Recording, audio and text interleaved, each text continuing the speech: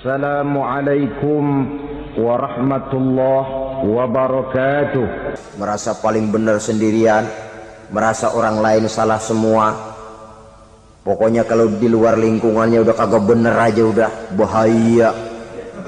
Saudara-saudara, ini juga penyakit yang disuntikan oleh iblis. Sebab iblis itu tipu dayanya luar biasa, strateginya lihai. Makin tinggi kualitas iman, ya makin berat upaya iblis untuk menjerumuskan kita. Karenanya saya mengajak, marilah kita bertoleransi, baik kepada non-muslim, lebih-lebih lagi kepada sesama muslim yang kebetulan berbeda baju, berbeda kaos, berbeda organisasi, lain bendera yang dibawanya. Tapi toleransi mari kita canangkan. Kita terikat oleh ukhuwah Islamiyah.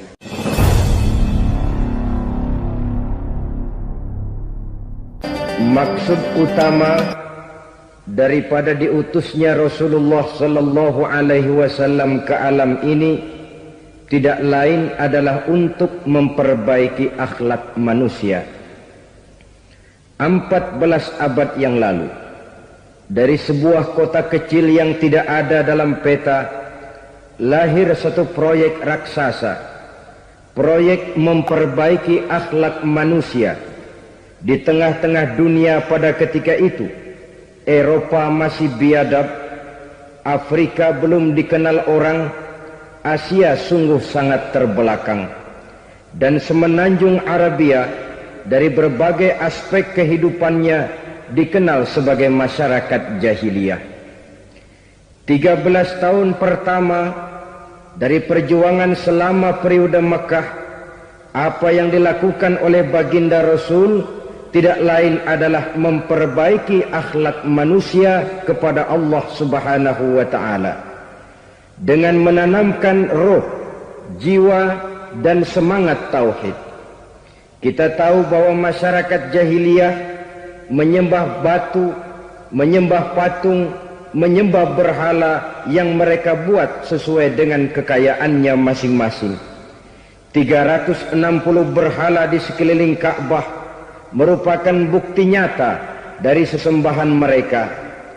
Yang kaya membuat berhala dari emas lalu disembah, yang setengah kaya bikin patung dari perak lalu disembah, yang hampir miskin bikin Tuhan dari kayu lalu disembah, yang miskin benar tepung terigu diadonin lalu dibentuk seperti wujud seseorang, kemudian disembah, dan apabila selesai nyembah perutnya terasa lapar, Tuhannya habis dipretelin. Sepanjang sejarah kemanusiaan cuma masyarakat jahiliyah saja yang sampai makan Tuhan. Sesadis-sadisnya bangsa Indonesia belum pernah sampai makan Tuhan. Maka menghadapi manusia seperti ini, yang pertama dilaksanakan oleh Rasul memperbaiki akhlak mereka kepada Allah, menanamkan la ilaha illallah, bahwa tidak ada Tuhan yang perlu disembah selain daripada Allah Subhanahu wa ta'ala. Ini hakikatnya merupakan inti daripada ajaran Rasul-Rasul terdahulu. Kenapa? Seluruh Rasul bersumber dari satu sumber yang sama, yaitu dari Allah Subhanahu wa ta'ala. Maka prinsip ajaran ketuhanan yang mereka bawa tentu saja sama. Nabi Adam mengajarkan la ilaha illallah, Nabi Nuh mengajarkan la ilaha illallah, cuma tentu sambungannya Nuh Rasulullah. Nabi Ibrahim mengajarkan la ilaha illallah, Ibrahim Rasulullah. Nabi Musa mengajarkan la ilaha illallah, Musa Rasulullah. Bahkan Nabi Isa mengajarkan la ilaha illallah, Isa Rasulullah. Dan Nabi Muhammad mengajarkan la ilaha illallah, Muhammadur Rasulullah. Akhlak manusia kepada Allah dengan menanamkan tauhid. Jadi kalau ingin berakhlak yang benar kepada Allah, jaga tauhid, pegang teguh akidah. Saudara-saudara kaum muslimin rahimakumullah, lawan daripada tauhid adalah kufur.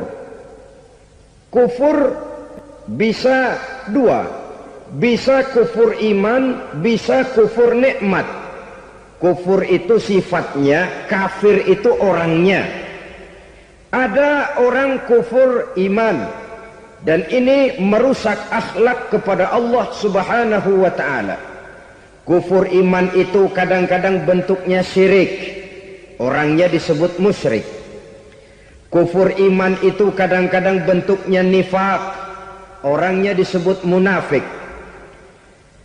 Kufur iman itu kadang-kadang bentuknya riddah, orangnya disebut murtad. Ini merupakan jenis daripada kufur-kufur iman dan tergelincirnya manusia daripada akhlak kepada Allah Subhanahu wa ta'ala. Benar, di zaman sekarang kita tidak menyembah berhala. Memang di zaman sekarang kita tidak menyembah patung. Iya, kita tidak berkeyakinan Tuhan lebih dari satu. Tapi kadang-kadang akhlak kita kepada Allah sering lentur dan luntur, sering bergoyang dan tergoncang, sering kena erosi dan polusi. Bahwa kita tidak menyembah Latta, Uzza, Manat dan Hubal seperti masyarakat jahiliyah dahulu, memang.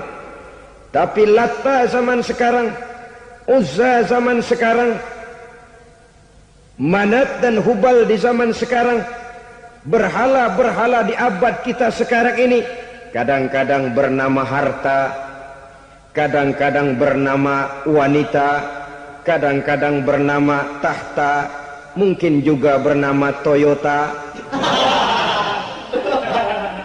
Sesuatu yang lebih kita agungkan daripada Allah, menjelmalah dia menjadi berhala-berhala di zaman kita sekarang ini.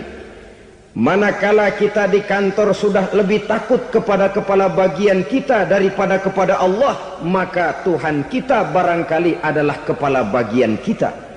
Manakala kita sudah lebih takut kepada manusia daripada kepada Allah, bergeserlah akhlak kita kepada Allah, mengagungkan manusia dan menomorduakan Allah. Maka di zaman sekarang akhlak kita kepada Allah sering kena erosi, sering kena polusi. Mungkin karena sulitnya lapangan kerja, tingginya tensi ekonomi, persaingan hidup yang makin tajam, sulitnya mencari lapangan kerja, orang kadang-kadang nekat. Sedikit pertimbangan, picik pandangan, mudah melakukan potong kompas, sehingga terjadilah perbuatan-perbuatan yang memelencengkan akhlak kita kepada Allah Subhanahu wa ta'ala. Kadang-kadang terjebak mempercayai selain daripada Allah. Kadang-kadang terjebak di dalam mengagungkan yang selain daripada Allah lebih dari yang seharusnya. Terkenalah akhlak kita kepada Allah jaringan-jaringan erosi dan polusi. Kufur sebagai lawanan daripada tauhid merupakan sifat daripada orang yang tidak berakhlak kepada Allah. Bentuknya pertama bisa syirik. Syirik itu artinya meyakini ada Tuhan lain selain daripada Allah. Itu yang namanya syirik. Jadi percaya Tuhan ada, cuman Tuhannya kelebihan. Itu yang disebut syirik, dan itu merupakan cerminan dari akhlak yang rusak kepada Allah Subhanahu wa ta'ala. Berkeyakinan Tuhan lebih dari satu, berkeyakinan bahwa Tuhan itu beranak atau diperanakkan, atau mengagungkan sesuatu sama dengan Allah, atau menjadikan yang selain Allah sebagai tujuan akhir daripada perjalanan kehidupan ini, maka itu sudah terjebak kita dalam musyrik. Dan syirik satu dosa yang tidak berampun. Bahasa kasarnya, yang namanya syirik itu jenis bapak moyangnya dosa. Saudara-saudara, sebab itu saya pesan, kalau memang terpaksa, biasanya yang tinggal di kota-kota besar itu kalau tidak kepengen dosa kan susah. Kalau terpaksa harus bikin dosa, cari yang kecil-kecil saja, yang kira-kira taubatnya gampang. umpamanya pulang sholat Jumat nukar sendal, umpama yaitu jelas dosa, tapi dosa yang taubatnya agak mudah. Jangan sampai terjebak ke dalam syirik, menyekutukan Allah. Kalau sudah menyekutukan Allah, Allah dimadu, murka benar Allah kepada kita. Innallaha la yaghfiru ayyushraka bih wa yaghfiru ma duna dzalika liman yasha. Allah tidak akan memberi ampun kepada orang yang menyekutukannya dengan sesuatu, tapi Allah mau mengampunkan dosa yang selain itu bagi orang yang dikehendakinya.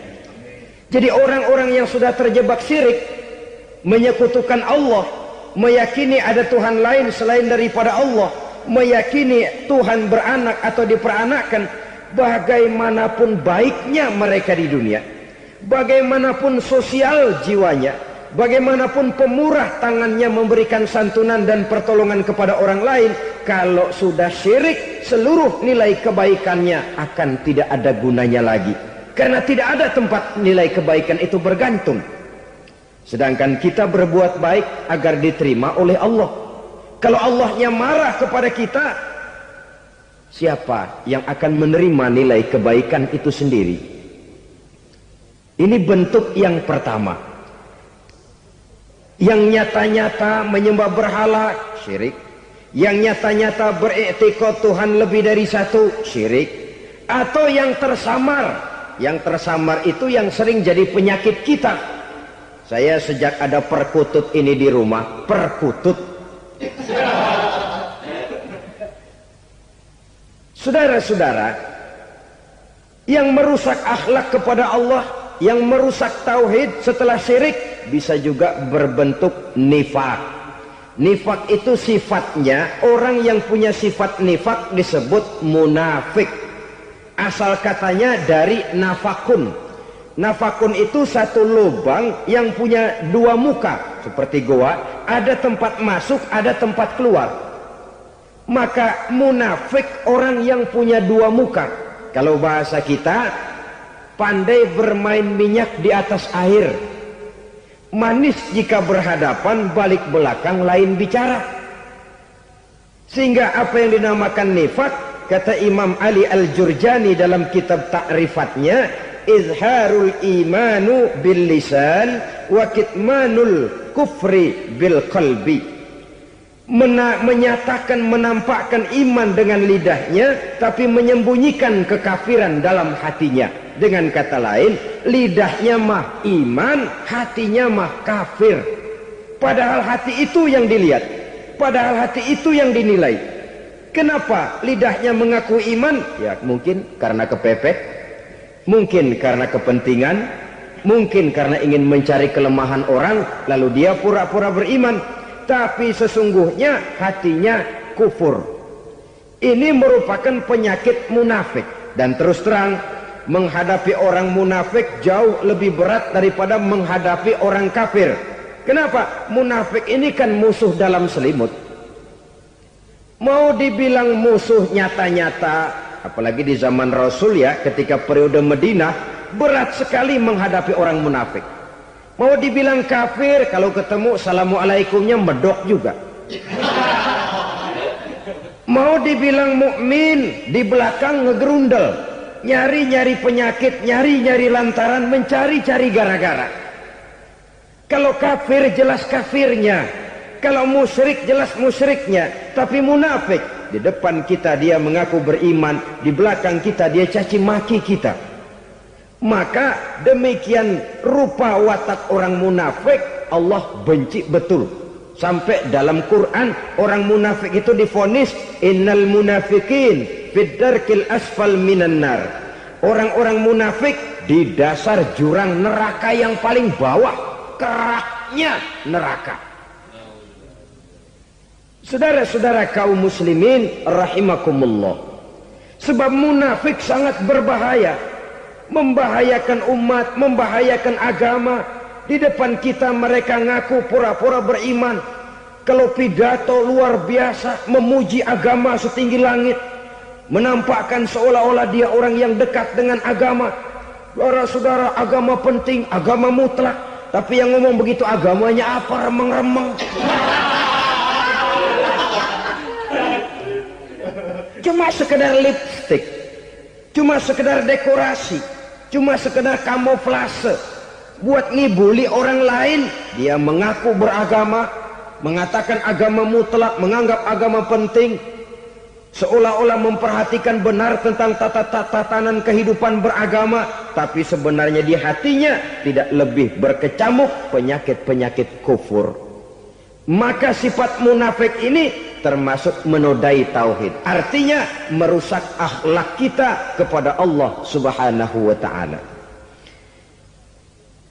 Sifat yang ketiga yang juga merusak akhlak kita kepada Allah dinamakan riddah. Riddah itu sifatnya, orang yang punya sifat riddah disebut murtad. Murtad keluar dari Islam. Keluar dari Islam tentu tadinya di dalam Islam. Oleh satu perbuatan dia bisa menjadi murtad. Misalnya tadinya dia iman benar kepada Allah, tapi melarat. Kadang-kadang sehari masak, 3 hari libur.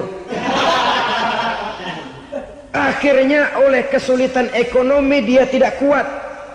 Ada yang menawarkan kebaikan, dibawain supermi, dibawain obat-obatan, diberikan beras. Goyah imannya. Keluar dia dari Islam, ikut agama orang yang memberikan pertolongan kepadanya, memilih kesenangan sebentar dengan mengorbankan kebahagiaan yang kekal. Maka orang semacam itu riddah sifatnya, murtad orangnya, keluar dari Islam. Dan yang menyebabkan kita murtad bukan cuma orang nyata-nyata memproklamirkan diri keluar dari Islam tapi lalu mengikuti agama orang lain, bukan cuma itu. Mengakui ada Rasul lagi sesudah Nabi Muhammad bisa menyebabkan kita murtad. Mengingkari nikmat Allah bisa menyebabkan kita murtad. Meyakini semua agama benar bisa menyebabkan orang menjadi murtad. Meragukan kesempurnaan dan kelengkapan Al-Quran bisa menyebabkan orang jadi murtad. Mengingkari sunnah bisa menyebabkan orang menjadi murtad. Banyak hal-hal yang bisa mendatangkan penyakit riddah dan membuat pelakunya menjadi murtad. Dan ini menodai akhlak kita kepada Allah Subhanahu wa ta'ala. Itu tadi kufur iman, saudara-saudara. Nyata-nyata mengingkari Allah, baik dalam bentuk syirik, nifak ataupun riddah. Kufur yang kedua dinamakan kufur nikmat. Apa itu kufur nikmat? Sitru nikmatil mun'im au ya'malu fi mukhalafatil mun'im. Menutup-nutup nikmat Allah atau melakukan perbuatan yang menentang, bertentangan dengan kehendak yang memberikan nikmat. Jadi kufur nikmat pertama, nutup-nutupin Tuhan. Tuhan jalingin. Duit lu banyak amat, dari mana? Gua kerja. Lalu kerjanya nomor 1. Orang yang berakhlak kepada Allah, dia akan menjawab, kamu uangnya kok banyak, dari mana? Rezeki dari Allah. Caranya, saya kerja. Kerja itu cara, rezeki itu dari Allah datangnya. Bukankah di zaman sekarang kita sering terpleset? Ini merupakan cerminan dari rapuhnya akhlak kita kepada Allah Subhanahu wa ta'ala. Karena usaha saya memang, karena saya peras keringat banting tulang, tentu. Tapi sadarkah kita bahwa sepanjang yang bisa kita lakukan cuma berusaha, peras keringat banting tulang, pergi pagi pulang sore? Tapi bisakah kita memastikan hasil usaha kita? Apalagi yang paling dekat, misalnya saja yang sungguh-sungguh di luar jangkauan kemampuan kita, soal rezeki, soal jodoh, soal maut. Kitakah yang mengatur? Kitakah yang menentukan? Subhanallah. Manusia sungguh tidak berdaya menghadapi 3 hal paling pokok ini. Rezeki, kita cuma bekerja. Kitakah yang menentukan? Tidak. Kita berusaha saja, rezeki belum pasti dapat. Apalagi kalau kita tidak berusaha. Jangan terjebak dalam fatalisme. Belum perang udah nyerah. Emang dasar rezeki datangnya dari Tuhan, nggak usah kerja dan ntar juga kalau dia datang. Dari mana datangnya? Kerja saja belum tentu dapat rezeki, apalagi kalau tidak kerja. Yang jelas usaha perlu kepastian, itu urusan Allah. Ini akhlak kepada Allah Subhanahu wa ta'ala. Jodoh juga begitu. Kita berusaha, kita berupaya, Allah menghendaki lain jadinya. Maut juga begitu. Siapa sih yang pengen ngadepi maut? Siapa sih yang pengen mati? Siapa sih yang pengen ketemu malaikat Israel? Tidak seorang pun kalau ditanya, kecuali mereka yang putus asa ya. Kalau otaknya masih normal, mau mati mesti belakangan dulu dikit. Tapi yang satu itu saudara, kalau dia sudah datang, tenaga mana yang bisa menolak? Kalau dia sudah berkunjung, kekuatan mana yang bisa menghindar? Kalau dia sudah ingin bertemu, kemana kita bisa melarikan diri? Manusia sepanjang yang dia lakukan hanya berusaha, tapi kepastian, ketentuan dari Allah Subhanahu wa ta'ala. Orang yang kufur nikmat, nutupin Allah. Dia merasa rezekinya adalah mutlak peras keringatnya, seolah-olah Allah nggak punya peranan apa-apa di situ. Oh, ini kan saya bisa rumah begini karena saya kerja keras. Oh, ini mobil saya begini saya kerja keras. Peras keringat banting tulang keras.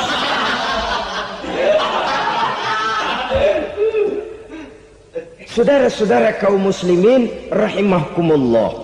Jadi menutup-nutupi Allah. Akibatnya nanti kalau dia berhasil, Allah ketutupan. Kalau dia gagal, orang lain dicaci maki, dicari kambing hitam. Yang kambing hitam kan mahal. Karena orang sering cari-cari kambing hitam. Jarang orang mau jujur kalau bertemu kesulitan lalu mencari sebab pada dirinya sendiri. Yang paling enak ya nyalain orang. Lo begitu. Orang lain yang paling enak kita salahin. Au ya'malu fi mukhalafatil mun'im, atau dia melakukan sesuatu yang tidak sesuai dengan kehendak yang memberikannya nikmat. Diberikan kita tangan, mulut sih nggak berhenti, terima kasih Tuhan, alhamdulillah saya dikasih tangan. Cuma nih tangan enteng mat nabokin orang mulu. Itu sudah mukhalafatul mun'im, bertentangan dengan kehendak yang memberikan nikmat. Diberikan harta, mulutnya mah basah, terima kasih Tuhan, alhamdulillah dikasih harta, tapi pelitnya minta ampun,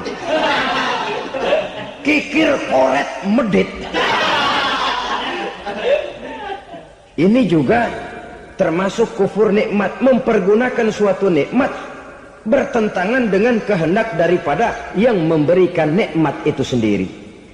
Saudara-saudara kaum muslimin rahimakumullah, oleh karenanya kufur iman memang lebih bahaya daripada kufur nikmat. Tapi jangan lupa, kufur nikmat bisa menyeret orang kepada kufur iman. Nah kalau Allah udah dialingin, Tuhan sudah dinomor duain, lama-lama kenapa dia tidak mendewakan dirinya sendiri, mendewakan pangkatnya, mendewa-dewakan otaknya, mendewa-dewakan kemampuannya? Pada awalnya dia memang cuma kufur nikmat, tapi lambat laun kalau ini tidak diobati secara pasti, orang akan mengarah kepada kufur iman. Bisa berbentuk syirik, bisa berbentuk nifak, bisa berbentuk riddah. Saudara-saudara, oleh karena itu menjaga akhlak kepada Allah mutlak penting. Sebab apa? Kita tidak berakhlak kepada manusia saja, kita dikucilkan dari pergaulan. Kalau kita tidak berakhlak kepada Allah, dikucilkan oleh Allah. Hadis qudsi menyatakan, man lam yashkur ala na'mai wa lam yasbir ala balai falyakhruj min tahtis samai falyatlub rabban siwaya. Kata Allah, siapa orang yang tidak mau bersyukur terhadap nikmat yang aku berikan kepadanya dan tidak mau sabar terhadap ujian yang aku berikan kepadanya, falyakhruj min tahtis samai, persilahkan saja keluar dari kolong langitku, waliyatlub rabban siwaya, tolong cari Tuhan lain selain daripada aku. Murka Allah, diusir, cuman gak kedengeran aja. Siapa yang tidak mau syukur terhadap nikmatku, siapa yang tidak mau sabar terhadap ujian yang aku berikan kepadanya, persilakan keluar dari kolong langitku ini, cari Tuhan lain selain aku. Nah, langit Tuhan yang punya, Tuhan kita lawan, diusir dari kolong langit, mau pindah ke kolong mana?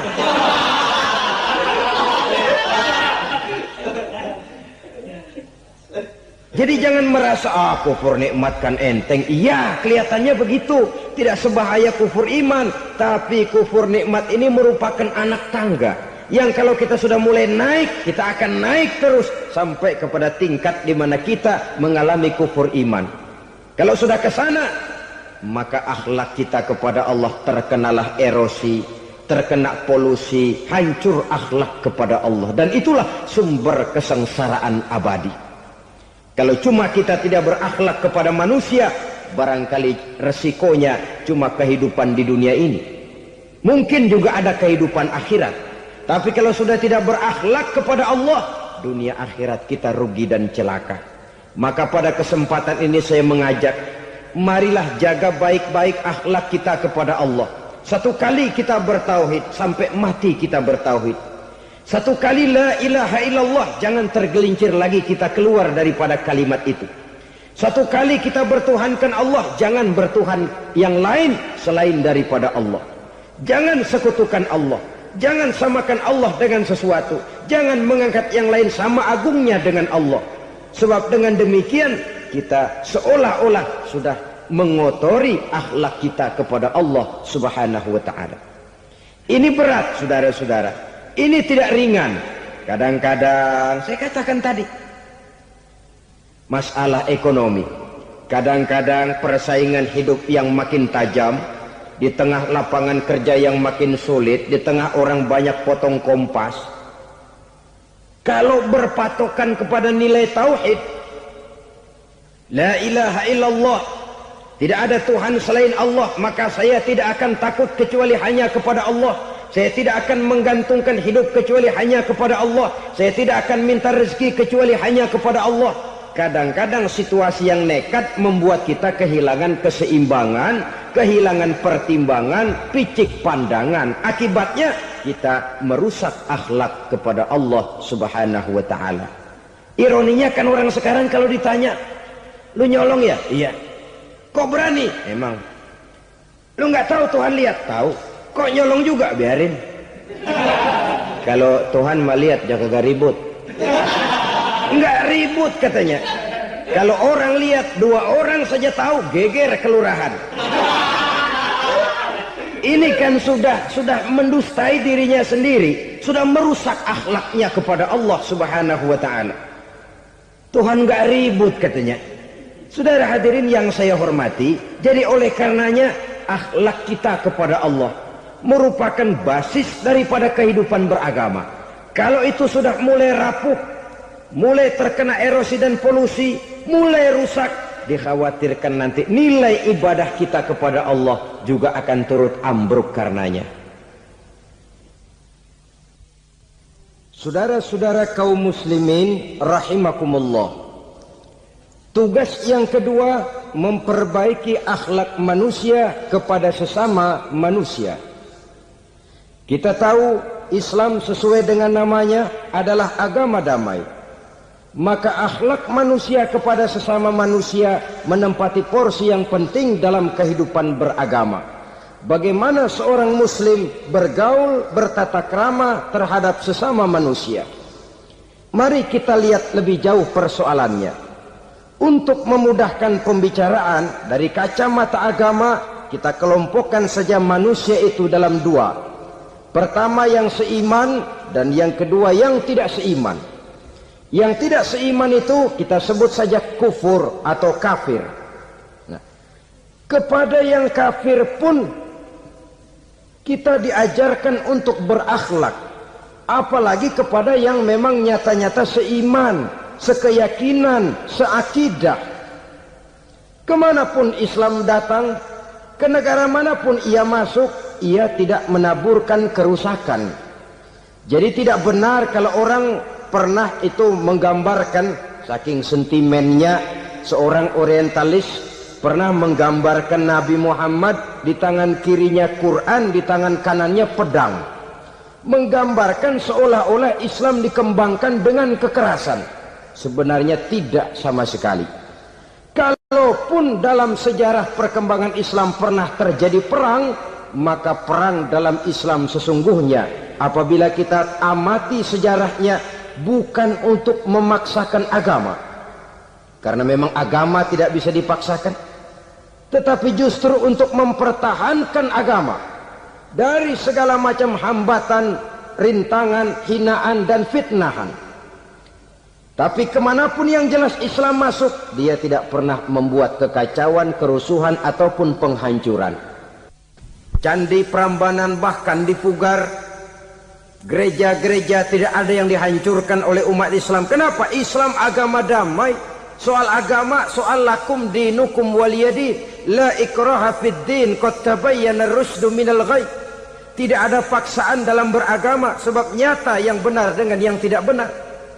Belum pernah ada orang kafir masuk ke perkampungan orang Islam lalu dikejar-kejar, diteriakin kafir, kafir, sunatin.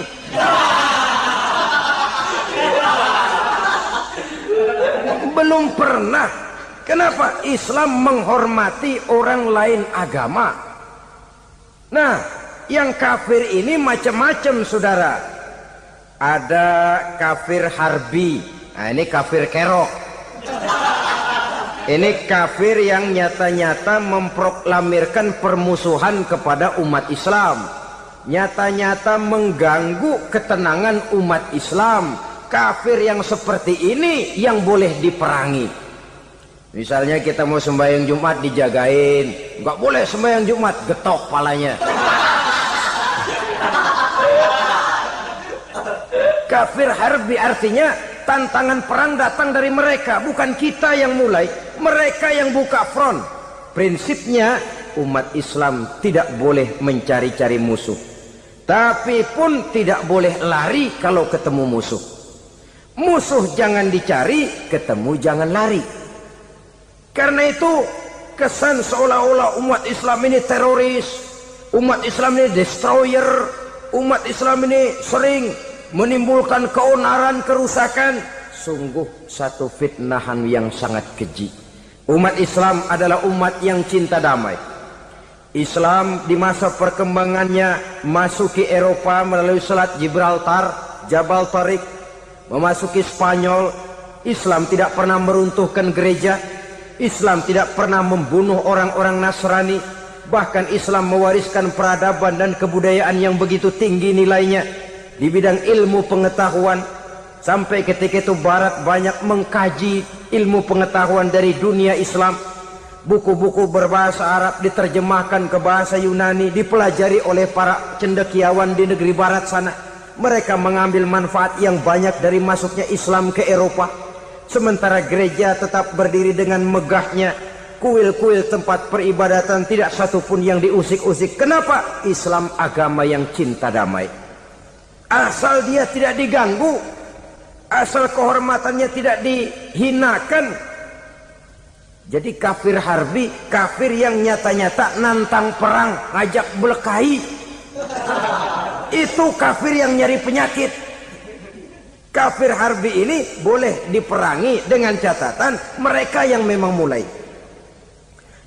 Yang kedua kafir zimmi. Kafir zimmi, kafir yang hidup di tengah mayoritas muslim, tapi mereka mau hidup dengan aman, damai, tenang. Mereka wajib dilindungi. Bahkan Nabi pernah memberikan satu jaminan, man azazimiyan faqad azani. Siapa yang mengganggu orang kafir zimmi sama saja dengan mengganggu saya.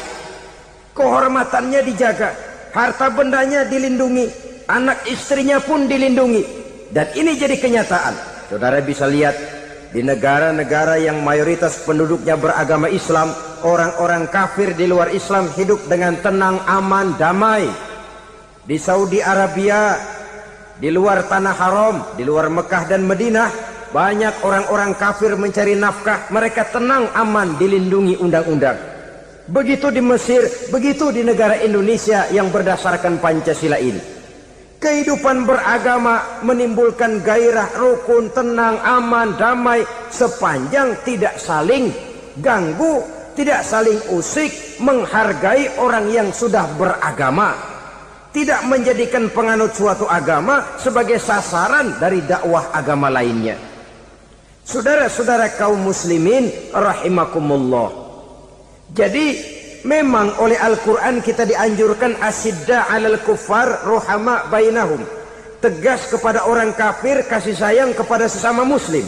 Tapi tegas bukanlah berarti marah-marahan, bukan berarti musuh-musuhan, bukan ngajaki perang. Tegas dalam arti punya garis tentang kehidupan beragama, lakum dinukum waliyadin. Soal kehidupan sosial, mari kerjasama. Bangun jalan, ayo rame-rame. Siskamling, mari bebarengan. Bikin puskesmas, mari sama-sama. Tapi kalau sudah soal agama, itu tidak perlu ada toleransi agama. Yang perlu toleransi antar umat beragama. Kalau umatnya mau kerjasama silakan, tapi tidak menyangkut soal ibadah. Jangan kerjasama di bidang ibadah. Itu kerjasama yang salah pasang, saudara-saudara. Sehingga dengan demikian toleransi adalah menyangkut kehidupan antar umat beragama. Sedangkan agama sendiri punya kapling yang nyata. Sehingga dengan demikian tegas kepada orang kafir dalam arti kita punya satu kepribadian. Tidak ngambang. Enggak, lalu kalau ditanya orang, sebenarnya agama lu apa sih? Ah, gua mah gimana musimnya aja. Agama pakai musim kayak rambutan. Akhirnya ya begitu, musim-musiman. Ke masjid kelihatan, ke gereja hayo, ke candi nongol, ke apa? Bingung malaikat bagaimana nyatetnya nih bocah ini. Di mana aja ada. Kita punya satu kepribadian. Saya muslim dan garis saya ini, lakum dinukum waliyadin. Bagi Tuhan persilakan agama Tuhan, bagi kami agama kami. Kami hormati Tuhan, Tuhan hormat kepada kami. Tapi soal agama kaplingnya jelas. Kerjasama, mari urusan muamalah, bidang sosial. Yuk kita siskamling sama-sama dengan orang lain agama. Mari jaga kerukunan, kesatuan, persatuan, kekompakan. Perbaiki jalan yang rusak, mari sama-sama. Mendandani jembatan yang runtuh, mari sama-sama. Tapi sembahyang, kaplingnya lain-lain. Sebab Nabi juga dulu pernah ditawarkan begitu loh sama kafir jahiliyah dulu, Quraisy itu. Sudah Muhammad, sekarang begini saja, kita join aja daripada marah-marahan. Hari ini saya oke menyembah Tuhanmu Allah. Besok gantian kamu menyembah Tuhan kita, Latta, Uzza, Manat dan Hubal. Turun, qul ya ayyuhal kafirun la a'budu ma ta'budun. Soal ibadah kaplingnya jelas, tidak boleh dicampur adukkan. Sebab kalau tidak, kita akan mulai kehilangan identitas diri. Dan disitulah krisis kehidupan keyakinan beragama dimulai. Dari krisis identitas. Hujan gede kan mulainya gerimis dulu. Di mana-mana ya gerimis dulu. Gerimis makin lama makin gede. Kita akan mulai dengan kehilangan identitas diri. Dari sana nanti kita malu mengakui keislaman kita. Kalau orang Islam malu mengakui keislamannya, ini kan ironi, menyedihkan. Ngakui Islamnya saja malu, menonjolkan keislamannya malu. Tidak ada rasa bangga beragama. Padahal ini modal dasar. Hanyalah dengan rasa bangga beragama kita lalu konsekuen. Bangga yang tidak konsekuen. Wah, pokoknya kan gua kan Islam. Agama yang paling benar. Tapi hidupnya sendiri jauh dari tuntunan Islam. Itu bangga yang tidak beralasan. Bangga yang tidak perlu dibanggakan sebenarnya. Kebanggaan yang membuat kita konsekuen dan dekat dengan kehidupan beragama. Jadi dengan demikian saudara-saudara, kepada non-muslim kita juga harus berakhlak. Bukankah ini sudah dicontohkan oleh Rasul? Bagaimana beliau disambiti orang di Taif, yang menyambiti malah didoakan. Bagaimana Suraqah mau membunuh beliau, malah Suraqah didoakan. Bagaimana Abu Jahal dan Abu Lahab saking mangkalnya. Ini Abu Jahal pernah gali lubang di kamarnya sendiri, di depan tempat tidurnya. Setelah dia gali lubang, ditutupin pakai keraras korma. Lalu dia tarik selimut, belagak meriang. Dia pesan pesuruhnya, bilangin Muhammad encangnya meriang. Pamannya sakit, minta ditengokin. Nabi dengan segala husnuzonnya berangkat nengokin. Abu Jahal dari balik selimut ngintip. Itu dia Muhammad, itu dia tuh. Dia tuh, masuk Dani, masuk. Mulai di jalan, senang Abu Jahal. Terus dah. Begitu ke pelosok, masuk ke lubang, gue pendem terus dah. Memang niatnya mau mencelakakan Nabi. Sudah tinggal beberapa langkah lagi Nabi akan berjalan ke arah lubang itu. Malaikat Jibril ngasih tahu, Muhammad, Abu Jahal pamanmu cuma pura-pura sakit.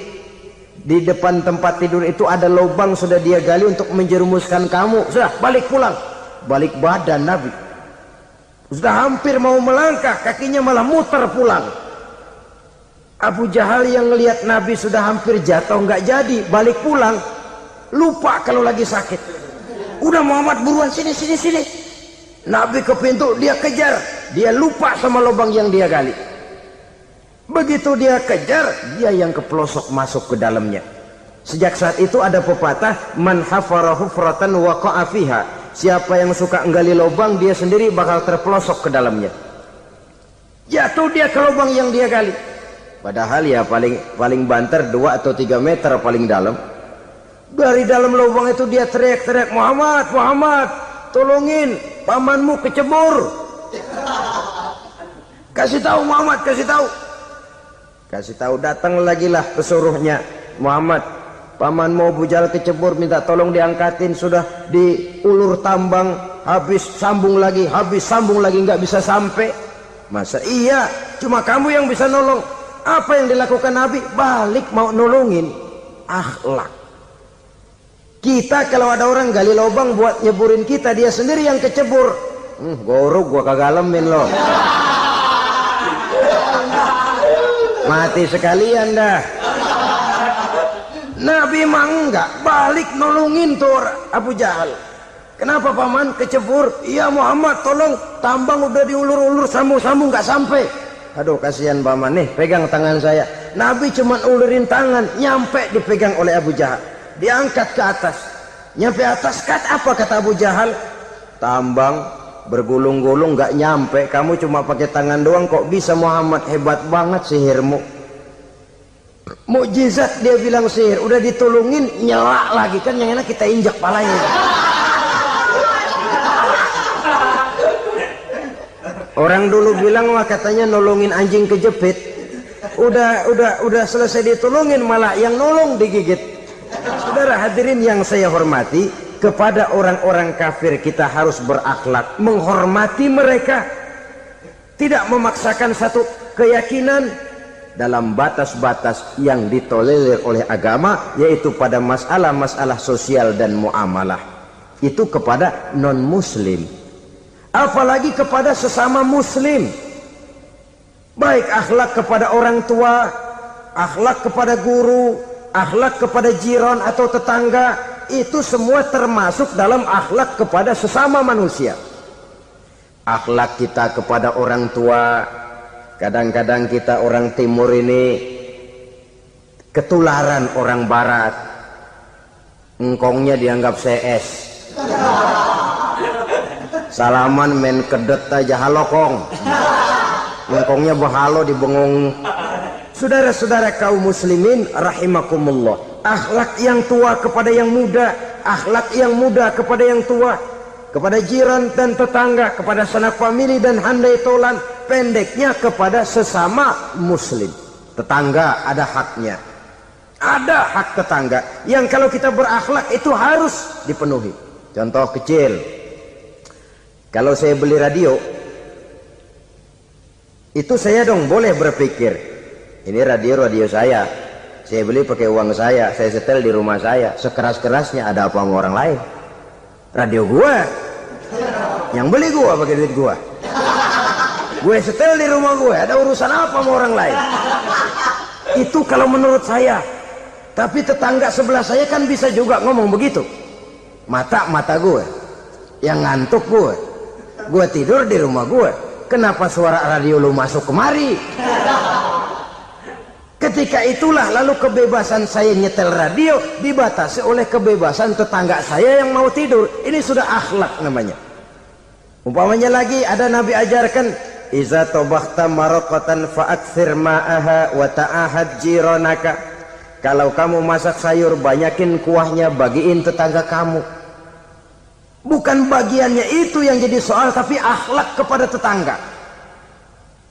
Udah tahu tetangganya kelaparan, diseksa, goreng ikan asin, se-RW baunya ngayap, kembang kempis orang nungguin. Saudara hadirin ma'asyiral muslimin rahimakumullah. Jadi dengan demikian, kalau sudah kembali kepada orang-orang yang nilai imannya sama dengan kita, apapun organisasinya, apapun baju yang mereka pakai, kaos yang mereka pakai, jaket yang mereka pakai, kalau sudah seakidah, seiman, jaga akhlak kita. Pendapat boleh berbeda, kaos boleh tidak sama, jaket boleh beraneka warna, bendera boleh beragam-ragam, tapi ukhuwah Islamiyah ini utamakan. Adalah lebih baik mencari persamaan dalam kehidupan dan bukan memperbesar perbedaan. Hanyalah dengan mengembangkan nilai-nilai akhlak semacam ini, toleransi tidak hanya diperlukan kepada yang non-muslim, kepada sesama muslim pun toleransi. Artinya apa? Jangan memponis amalan orang lain. Yang usolli, yang tidak usolli, berjalanlah menurut keyakinannya masing-masing. Jangan lalu memponis, itu namanya nggak toleransi. Kamu nggak pakai usolli ya? Enggak. Brengsek. Kamu pakai usolli ya? Iya. Bid'ah. Nah, dua-duanya kagak yang benar. Kalau yang sembahyang kagak benar, bagaimana yang kagak sembahyang? Apa itu yang benar? Toleransi, setuju dengan perbedaan pendapat, jangan memponis amalan orang lain. Karena kita hanya beramal, hak menerima adalah Allah Subhanahu wa ta'ala. Jangan sebentar-bentar mencap bid'ah, dolala, finnar, neraka. Kayaknya neraka kapling orang tuanya kali. Gampang bener masukin orang ke neraka. Kita kadang-kadang bisa toleransi dengan orang luar, tapi kepada sesama muslim toleransi tidak sanggup kita adakan. Mengklaim merasa kita yang benar, orang lain salah semua, itu tidak toleransi namanya. Mentang-mentang jadi ustadz nih, satu-satunya ustadz di sini ya, semuanya mesti ngaji kemari. Kalau nggak ngaji kemari Islamnya kurang tapi benar. Toleransi.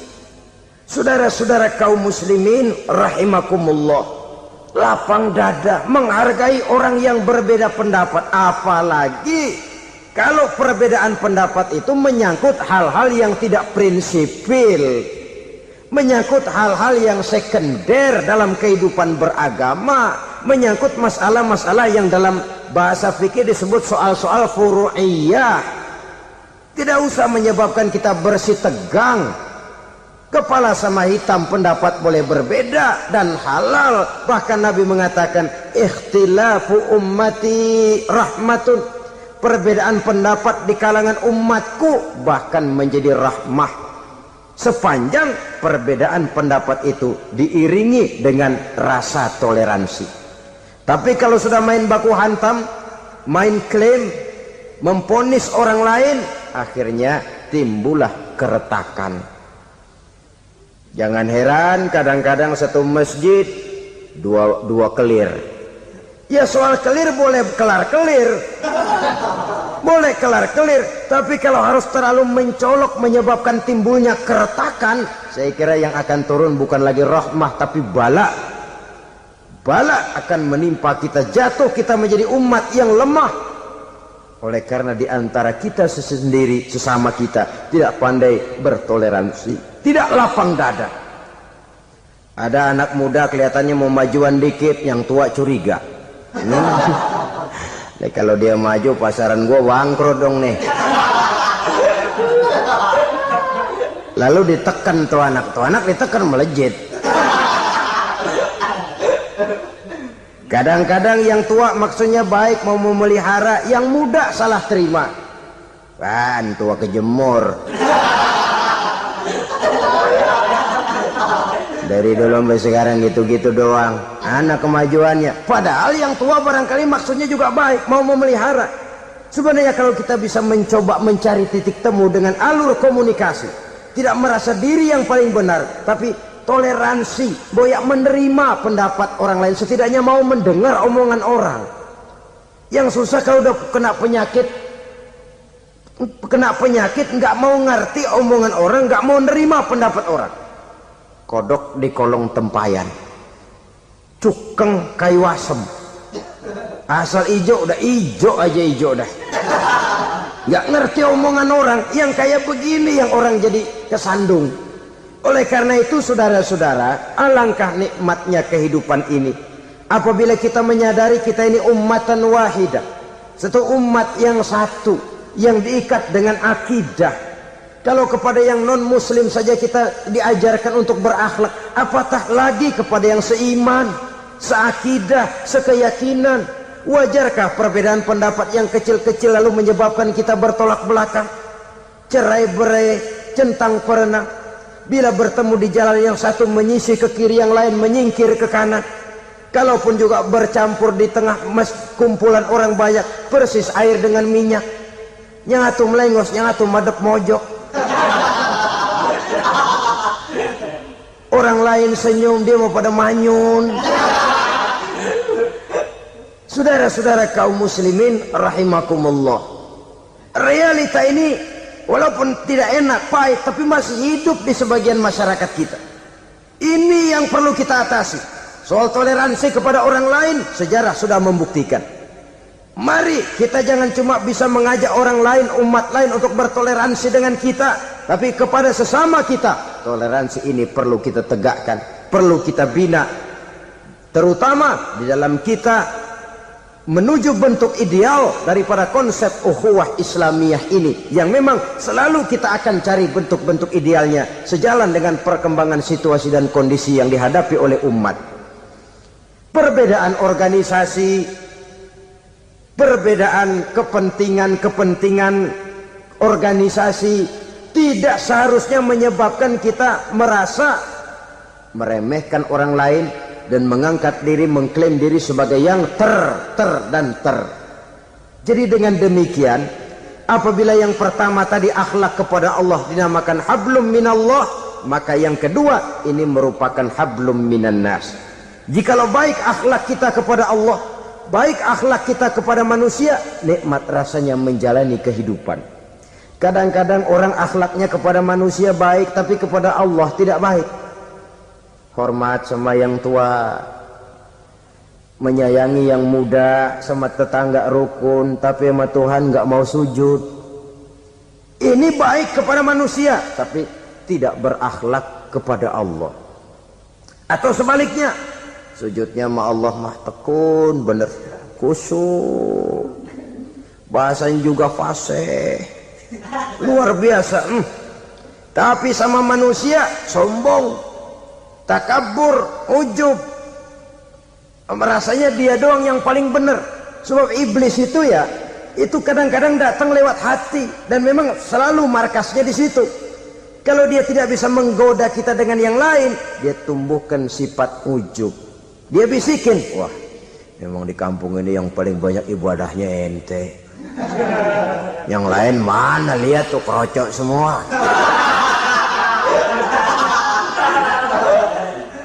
Lalu di hati orang itu tertanam sifat iya ya. Nah, tatkala iya ya, dia sudah terkena serangan iblis. Akhirnya apa? Orang lain diremehin. Asalnya nggak mau sembahyang aja diajak salaman udah najis aja dah. Ketemu juga mukanya ditekuk 4. Akhirnya bukan ngajak malah ngenyek, ngina. Lah orang dihina makin jauh, makin tidak tersentuh. Bukan cara itu yang diajarkan oleh Rasul. Bahwa orang tidak mau sholat, tugas kita mengajak. Soal dia tidak sholat, ya itu dosa dia kepada Allah. Saudara-saudara kaum muslimin, ujub disuntikkan oleh iblis ke dalam hati kita. Sujudnya kepada Allah benar, tapi akhlaknya kepada sesama manusia. Merasa paling benar sendirian, merasa orang lain salah semua. Pokoknya kalau di luar lingkungannya udah kagak bener aja udah bahaya. Saudara-saudara, ini juga penyakit yang disuntikan oleh iblis. Sebab iblis itu tipu dayanya luar biasa, strateginya lihai. Makin tinggi kualitas iman, ya makin berat upaya iblis untuk menjerumuskan kita. Karenanya saya mengajak, marilah kita bertoleransi, baik kepada non muslim, lebih-lebih lagi kepada sesama muslim yang kebetulan berbeda baju, berbeda kaos, berbeda organisasi, lain bendera yang dibawanya. Tapi toleransi mari kita canangkan. Kita terikat oleh ukhuwah Islamiyah. 2. Yang ketiga, akhlak manusia kepada makhluk Allah lainnya di luar manusia. Islam, saudara-saudara, dengan berakhlak kepada Allah, berakhlak kepada sesama manusia, berakhlak kepada makhluk Allah di luar manusia, baik flora maupun fauna, maka mudah-mudahan akan terciptalah satu ekosistem, satu lingkungan hidup yang membuat kita nikmat menjalani kehidupan ini. Inilah saja yang kita bicarakan pada pertemuan kali ini. Terima kasih atas segala perhatian, mohon maaf atas segala kekurangan. Marilah kita membina nilai-nilai akhlak walaupun berat tantangannya. Sungguh lebih baik rakyat rendah yang berakhlak tinggi daripada pejabat tinggi yang berakhlak rendah. Karena nilai manusia pada akhirnya ditentukan oleh akhlaknya itu. Mau sukses di masyarakat, mari kita utamakan akhlak. Usikum wa nafsi bitaqwallah. Wassalamualaikum